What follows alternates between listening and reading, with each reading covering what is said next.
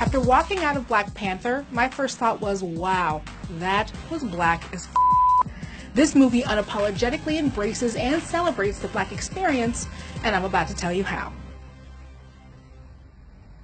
Wakanda is a fictional nation in Africa, but villain Eric Killmonger's story is the story of Black America. He represents the African diaspora, those of us who are descendants of Africa, but are now scattered in communities throughout the globe due to the Atlantic slave trade. Wanting to reconnect with his roots while still uplifting his American brothers and sisters is a dilemma that many African Americans experience. One benefit Eric has as a first-generation American is that he knows exactly which country to return to.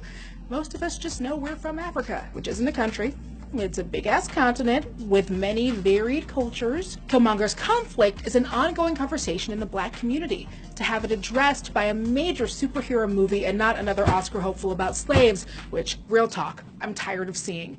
We have a lot of stories, y'all. I don't need to see my great-great-granddad whipped again. Killmonger grew up in Oakland, the same city where Oscar Grant was shot by police in Fruitvale Station, the events of which were turned into a movie by Black Panther's writer and director Ryan Coogler and starring Michael B. Jordan. When Killmonger sees the racial and economic inequality happening around the world and the murder of black people by police in the United States, he cannot help but want to see those injustices dealt with. In the most violent and awful way possible, obviously. I mean, he is the villain. I'ma burn it all.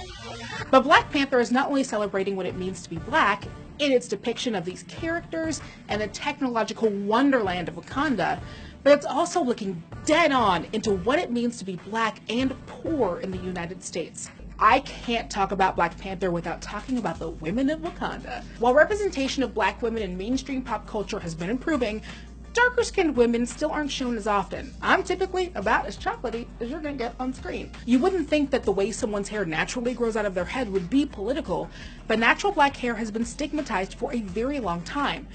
Back in the day, Louisiana passed the Ting-On laws, essentially prohibiting black women from wearing their natural hair out in public because we did it too fancy.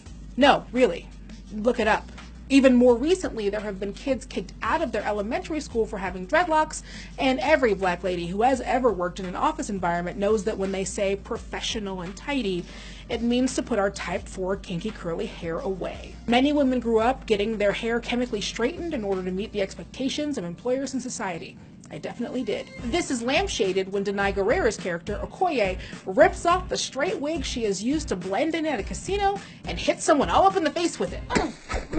Now, obviously, I don't think there's anything wrong with the wig, but to have natural hair affirmed in a mainstream Marvel movie is a revelation. As I walked out of Black Panther, I was legit shocked to see all of this in the MCU. These movies have often dealt with political themes, as did the comics. There was a time when everybody was punching Hitler, but rarely this overtly. And especially when it comes to a subject as fraught as racial inequality.